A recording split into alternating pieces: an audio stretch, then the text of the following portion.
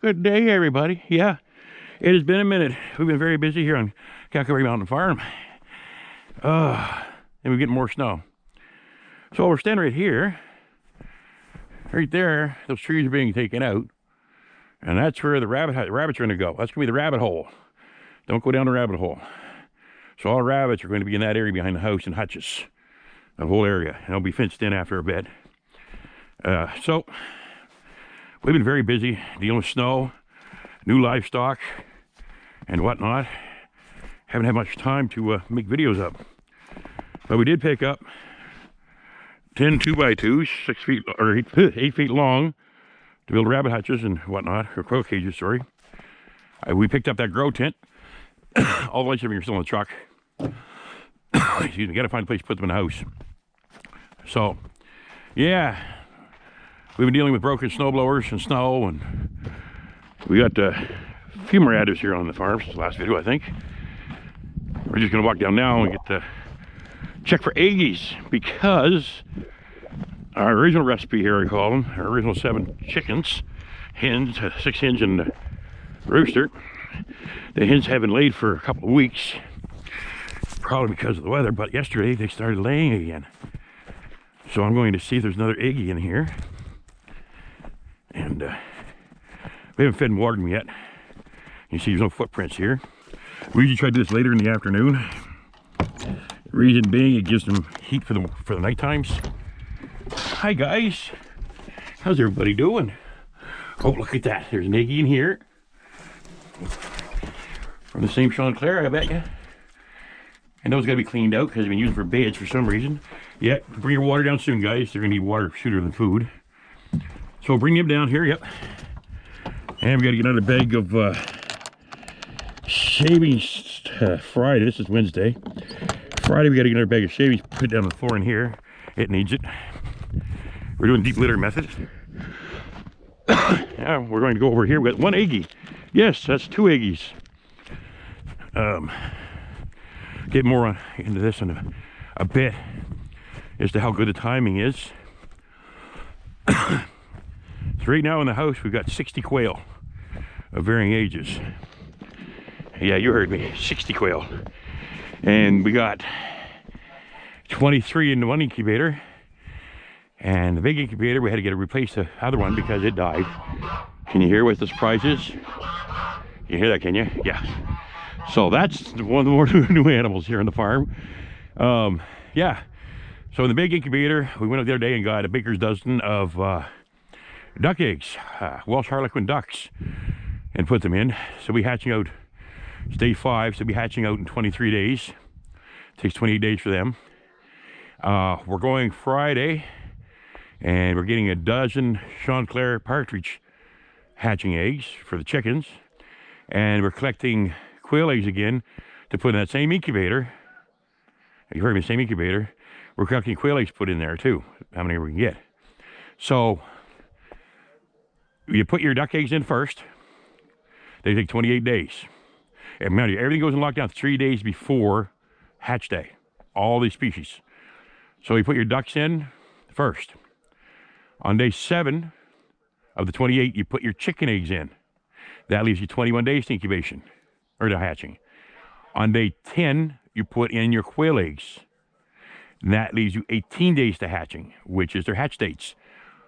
3 days before their hatch dates, respective hatch dates, the incubator shuts down, goes into lockdown. It stops rotating the eggs and stuff. Then you turn up the heat, the same volume, the same humidity for all 3 species. And they all hatch within that 3-day period. So I should have ducks, quail, and chicken all hatching at the same time. And the roosters are getting bigger. The chickens are getting bigger down here. They found their teenage voices down here. So now, mind you, we just put 2 new bags of chips down here yesterday. I want to see how bad these geese crap. Oh, not as bad as I thought. I'll be bringing your stuff down first. That is Cobra. He's a brave one. He's a mouthpiece. The one behind him, his brother, is Lightning. Yeah, hi big guy. And we got a purebred Chanticleer rooster out of the deal. We got Supper out of the deal. Sorry guys, that's what he's going to be. And behind him, there's another Chanticleer rooster. And there's a chocolate rooster here, purebred. You, yeah. So we got 3 chocolate roosters that we're keeping. And we got a whole bunch of hens. Yeah, you're staying, you're safe. You're not safe. But I think you might be a hen, I don't know yet. We'll figure you out. But yeah, we got a lot of hens. Hi, baby girl. This one here, she's a riot. I'm not hurting her. I'm not hurting her. No, I'm not hurting her. They're very protective of the chickens. So this one here has a little game she likes to play when I turn my back. If I go like this and she's not, and I don't look at her, she'll fly up on my shoulder. So I got to grab her right away, let her know I see her. Yeah, I seen you. You're good. And let me see. Latte. As you can see, there's our bunnies. Those 2 are sisters over there in that crate. And that's a different group. That's our breeding stock of the rabbits. Now I'm going to come down here and we're going to use those breed. I figured out methods for what we're doing here. So here's what we're doing.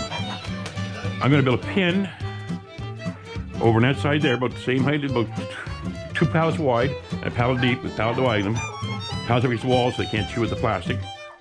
I'm putting the females on one side, the male on the other side, because those crates, see how high they are? That's too high for partridge. So halfway up is about 12 inches, no more than 14. So what I'm doing is I'm going to put a floor halfway up them.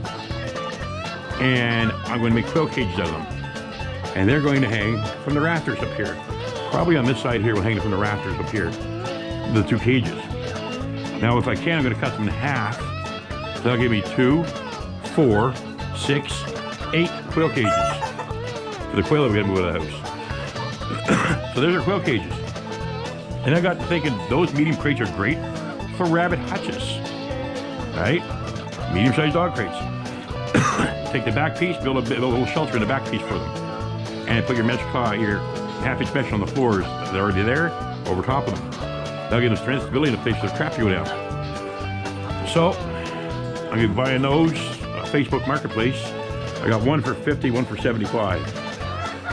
So, you wrap them with your, oh, stop it, you. You just put your quarter-inch, half-inch mesh in the bottom. Not mesh. Hardware cloth in the bottom. Yeah, you're going to be on film. Yes, you are. You are. Yes, you are. So, I think I have adult ADHD. So they're all doing really well here together. We'll be hanging a quilt from Steamy over here. I got to put some hatching boxes here. Yeah, hatching boxes. You're going to have eggs. You didn't know that? Turns head sideways, looks at me like, what are you talking about? The rabbits poop a lot. That was all changed. I'll put new bedding down yesterday. We're doing the deep litter method. So, probably another 2 weeks we'll put this down again. And these guys are going to have to get out of here. Probably get a chicken tractor or something. Just trying to figure out what to do these. So I want to use this building as a storage. Clean it all out. And put a door in this side here. Fill this door in. Fill the windows in. Whatever. And turn this into a farm store here. That's the big goal for the fall. But I can build housing for these guys and the ducks. Yeah, you and the ducks. For the summer.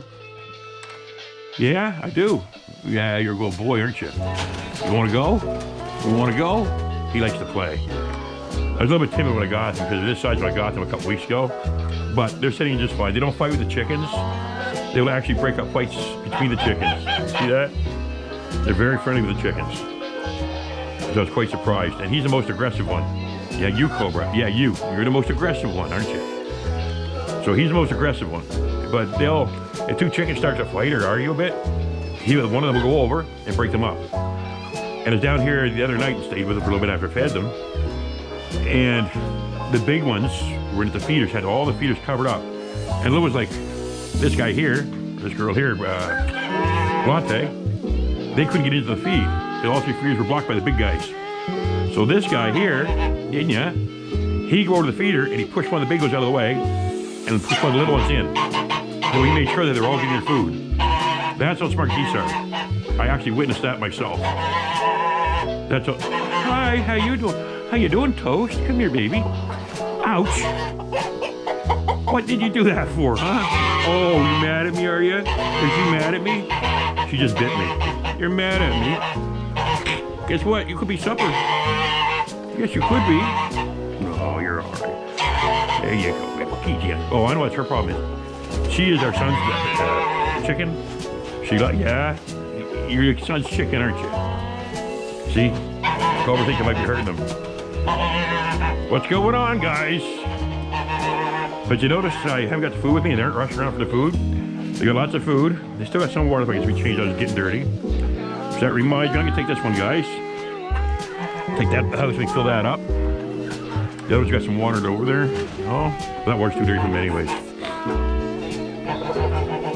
What? Oh, come here. Come here. Are you sorry for biting me, are you? Oh, you're okay. It's almost like she's coming over to apologize for biting me. You sorry for biting me, are you, baby? Huh? I know. I know. You just want to be the boss, right? Yeah, I know. There you go. So, I've noticed that one up there. That's a sign they're going to start laying eggs soon. See how she's laying like that?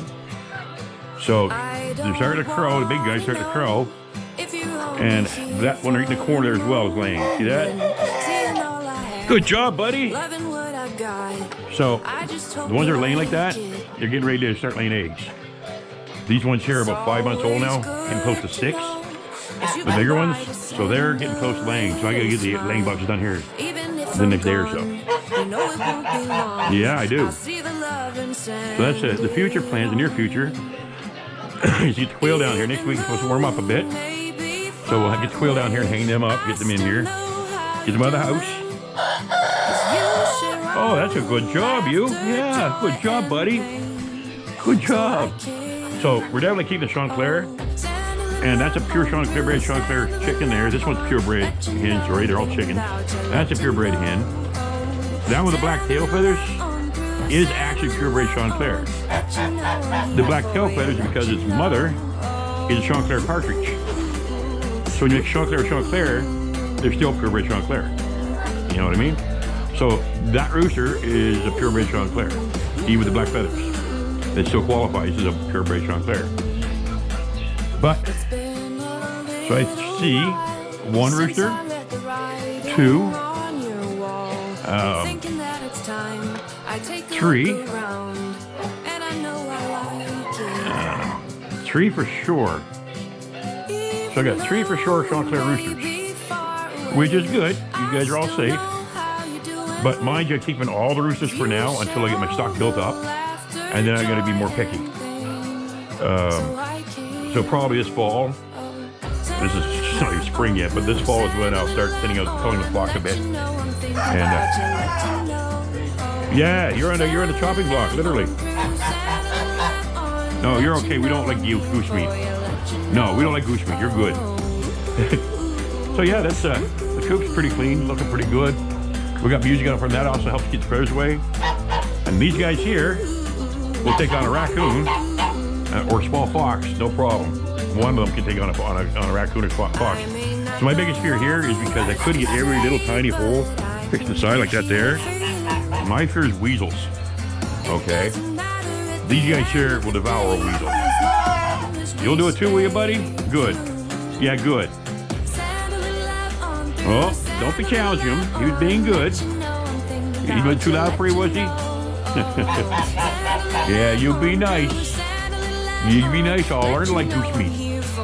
Yeah. But he walks around all the time with his head up. He walks with his head bowed. But he watches everything. As you can notice, he's the observer. He's like the school monitor in the schoolyard. He makes sure nobody fights. He just walks out all day like that. And him, he just does this thing, don't you? Good job, buddy. So yeah, the roosters are crowing. The hens are starting to squat. So I should be starting to get eggs here pretty soon.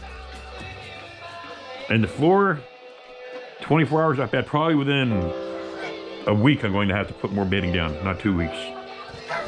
Because you guys put a lot of crap on my floor. Yes, you do. Good one, perfect timing. I turned around, look at you. All right, so that's, see, everything worked out all right. I brought, that's, they all like to drink and play all that. I'll clean that out when I come down. All winter I've been lugging water down by hand from the house up there. It's not far away. When you lug a whole bunch of water down and a whole bunch of feed, you gotta make 2 or 3 trips. It really gets hard on you. Especially if you got a bad back and stuff. So, I finally come with a genius idea of using the bloody truck, put everything on the tailgate, bringing it down, parking right here, and just taking the stuff to the coops. It makes it a whole lot easier on me. So that's what we're doing. Hopefully we have some duckies here in less than a month. So we're probably gonna put the ducks somewhere. Might put them over underneath those trees there. And we picked up a kiddie pool alongside the road. Because I was thinking I might get ducks sometime, but they weren't right in immediate plans. They were later this year planned.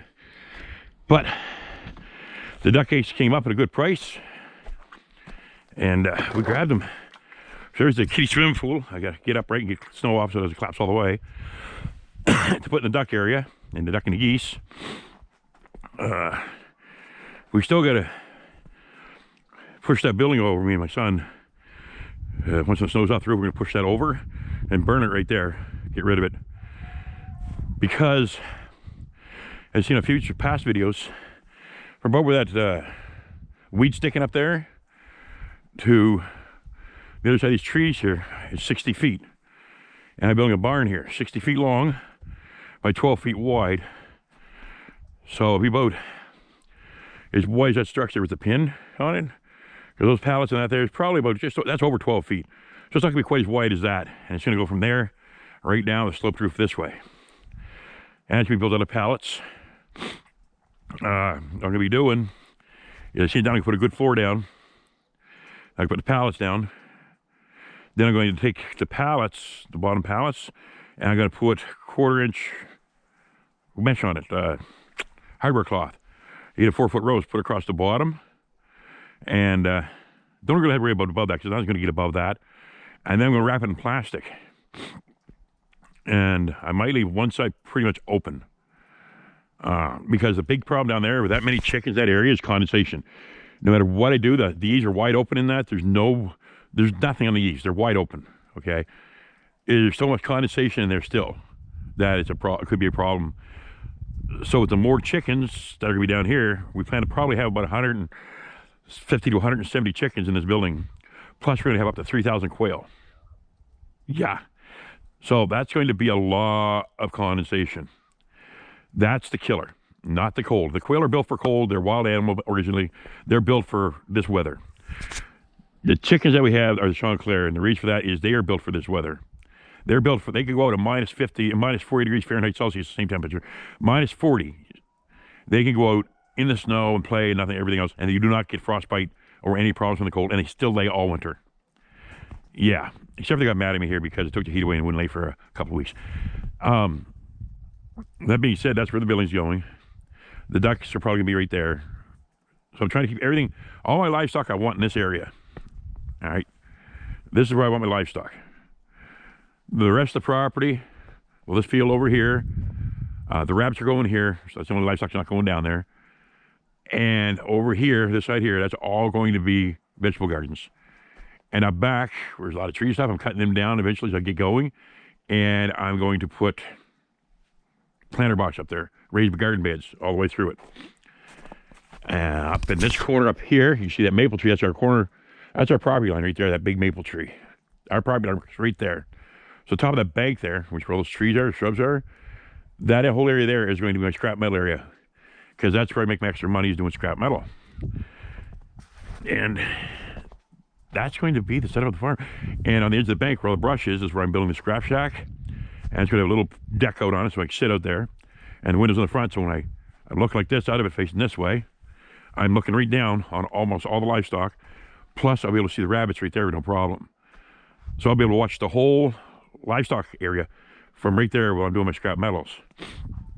And also, I'll be able to, as you can see, it's going to be right there, looking right down the driveway at the farm store. Farm stand's going there first where that red tool chest is. The farm stand's going there. We'll be open in May. This is the end of February. So in a couple of months, that's going to be open as a farm store right there, farm stand. When those are put in, the building's built here late summer, that's going to be turned into a store.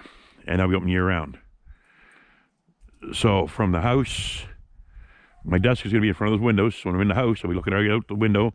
I can see the farm store, and the doors will be on this end of it. I'll be able to see people coming and going. It's gonna be self-serve, so see people coming and going. I'll be able to see almost all my livestock from there. And I'm going to put video monitors, cameras in the trees, in different areas up here and around the store, so I can see the whole area. You boys are awful loud down there. From my inside the house next when it's cold. Right here, I'm going to level this off, and I'm going to put a building there. Just a small building right here for a brooder building. So if I hatch out in the spring, not going to hatch out anything in the wintertime except for ducks. Reason I say ducks is because once they get the feathers on, they go right outside. They are cold, hardy animals. It's not going to bother. This is not going to bother them. And there'll be enough ducks in a little duck house here. They stay nice and warm, so it'll be okay. But here, for early spring, like this time of year, when I start hatching out next year, I can put brooder lamps in here and brooders. And I can get the chickens in here, put them in the brooders. Then I'm going to take the dog crates and have dog crates in the chicken coop, the big chicken coop. And when they got all their feathers and there are the brooders, I'm going to put them down in the chicken coop in the crates. And so they can see the other chickens can see them. And then once they're big enough, let them out with the other chickens. That way they're acclimated to the weather and their fellow chickens. So that's the plans. Hopefully we got things right. Big thing now is next month we got to sit down with the Vessi Seeds catalog and figure out what we're going to plant. And also, since we got that grow tent, we can start growing tomatoes. So we weren't going to have tomatoes this year, but now we can because we can start doing the grow tent. We just got to find room for it. So these trees are coming out as soon as possible because our greenhouses are going here off our edge of our lawn. So our two greenhouses are going here, small greenhouses. A garden is going to go around them, and a garden over here, and raised garden beds up there. So we're going to have vegetables for sale this fall. We're going to have poultry for sale. We're going to be selling pullets. You know, chickens that just start laying eggs. We're going to be selling those. We're going to be selling quail, dead and alive. We're going to be selling chicken, dead and alive.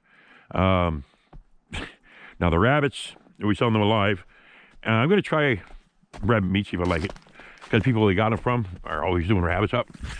And I'm going to go up and help them do the rabbits up so I get used to it. And I get to try some of the meat. But primarily what I'm getting my rabbits for is breeding to sell and for their manure. Rabbit manure is the best manure going because it will not burn your plant's roots. If you put it straight on your plant's roots, it will not burn them. And it is great fertilizer. So it is very valuable and sought after fertilizer. So basically, they're poop machines. I want their poop. That, they're cute. And if they taste good, that's another purpose for them. But for now, I'm just going to breed them and sell them alive. And collect the droppings and sell that. And use it in my own projects, my own bird gardens and whatnot. So that's what we're up to. And a little bit of an update. So, unfortunately, I can't say when I put another video up because I'm so bloody busy. But thanks for being here. Like, subscribe, and all that stuff so you get the next video. Hopefully, I'll be able to put a video out a week. That's what I'll shoot for. They'll get more frequent as the content evolves. Like as I build show you how to build quail cages out of dog crates. Start building rabbit hutches with a dog crate, stuff like that. I'll start making videos of all that as I'm doing it. But right now, it's cold. We're buried in snow and ice. It's kind of hard to do that right now. But we'll try to keep putting a video up every week going forward now to keep you updated what's going on and show you what's new and what's not new. We'll start to, I think I got enough pallets here that I can make those, I think I mentioned it was down there. I'm going to use probably 7 pallets that I need to build a couple of pens for the rabbits so I can use their crates for the quails. So I got the pallets here. That should be enough. Now I'll grab a couple more on Friday when I go to St. John. And I'm grabbing the Chanticleer partridge eggs Friday, and they're going in Friday night with whatever eggs I get. Now this greenish color egg is from one of my Chanticleers. So I got one already put in the house, so this is going to go in the thing. Just clean its poop off it a bit because they've been sleeping in their nesting boxes and making a mess. So I got 2 to put in on Friday of my own, and I got a dozen coming on Friday of partridge, Chanticleer partridge. But these are either from my Chanticleer partridge or my regular partridge, or my regular Chanticleer, because they're the only ones that lay the green eggs. Well, the green 10 eggs. All right, guys. Hope you enjoyed the video. So remember, like, subscribe, and all that wonderful stuff. And this stuff's starting to melt, believe it or not. temperatures are going up, and we're gonna have more content for you. So be sure to stick around. I love you guys. Thanks for being here, and y'all take care, and God bless y'all.